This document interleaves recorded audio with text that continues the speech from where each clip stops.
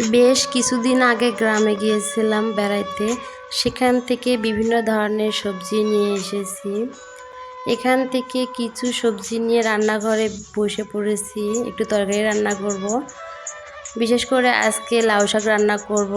লাউ শাক গ্রাম থেকেই নিয়ে এসেছি, কেটে কুটে বেছে পরিষ্কার করে নিয়ে এসেছি। শুধু আলু কেটে তার ভিতর দিয়ে রান্না করব, তাই রান্নাঘরে বসে পড়েছি টুকটাক কিছু কোটাকাটি করার জন্য।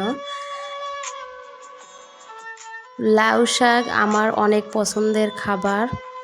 লাউ শাক কিন্তু সব ঋতুতেই খাওয়া যায়। একটা লাউ গাছ রোপণ করলে সেখান থেকে শাক পাতাও খাওয়া যায়, লাউও কিন্তু খাওয়া যায়। এদিকে জানলা দিয়ে বাহিরে তাকিয়ে দেখি আকাশ অনেক গম্ভীর হয়ে আছে, সব কিছু স্তব্ধ হয়ে আছে। কখন যেন আকাশ ফেটে বৃষ্টি নামে। বৃষ্টি হওয়ার আগ মুহূর্ত সব কিছু এরকম স্তব্ধ হয়ে থাকে মনে হয়। এদিকে আমি লাউয়ের ডাঁটাগুলোকে কেটে নিয়েছি, তার ভিতর পেঁয়াজ মরিচ কেটে দিয়েছি। এবার আলুগুলোকে সুন্দর করে পরিষ্কার করে ধুয়ে তার ভিতর দিয়ে দিচ্ছি। সব কিছু উপকরণ দিয়ে এগুলোকে আমি চুলায় বসিয়ে দেব। এই তো আমার ডাঁটাগুলো অল্প একটু সিদ্ধ হয়ে গেছে। এর ভিতর আমি কেটে রাখা লাউ শাকগুলোকে ভালো করে ধুয়ে পরিষ্কার করে নিয়ে তার উপর দিয়ে দিচ্ছি। সবগুলো লাউ শাক দেওয়া শেষ হলে আমি এবার ঢাকনা দিয়ে ঢেকে দিব সুন্দর করে সিদ্ধ হওয়ার জন্য। এদিকে আমি রাইস কুকারে যে ভাত দিয়েছিলাম সে ভাতটা আমার মনে হয় হয়ে গেছে। এবার আমি হাত দিয়ে দেখতেছি আমার ভাতটা রান্না সুন্দরভাবে হয়েছে কিনা।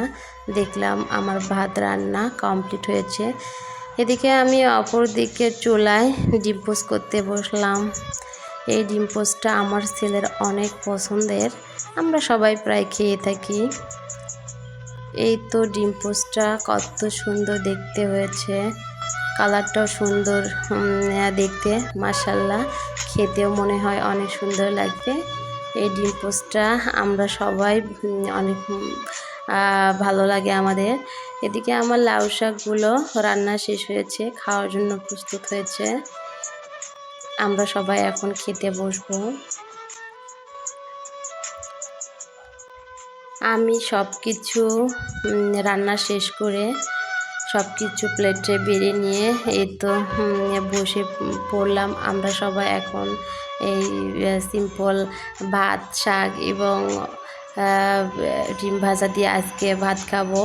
এদিকে সকাল হয়ে গেছে অনেকক্ষণ আগে, কিন্তু আমার ছেলে এখনও ঘুম থেকে ওঠে নাই। গাছে গাছে পাখি ডাকাডাকি করতেছে, পলাশ ফুলে কলি এসেছে, মনে হয় আর অল্প কয়েকদিনের ভিতর পলাশ ফুল ফুটবে।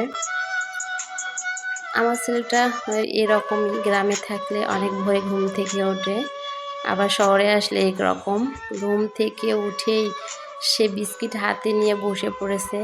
কার ছেলে কীরকম জানি না, তবে আমার ছেলেকে ঘুম থেকে উঠলে আগে খাবার হাতে দিতে হবে, না হয়তো সে কান্নাকাটি শুরু করে দেবে।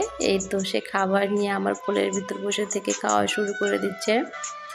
এদিকে সকাল থেকে একটু একটু করে বৃষ্টি পড়তেছিল, হঠাৎ মেঘ গর্জন করে উঠলো।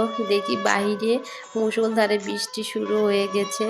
আজকে দিনটা মনে হয় বৃষ্টি দিয়েই কেটে যাবে। যা হোক, বৃষ্টি দেখতে কিন্তু অনেক সুন্দর লাগে। তো ভিডিওটা কেমন লাগলো লাইক কমেন্ট শেয়ার করে পাশে থাকবেন।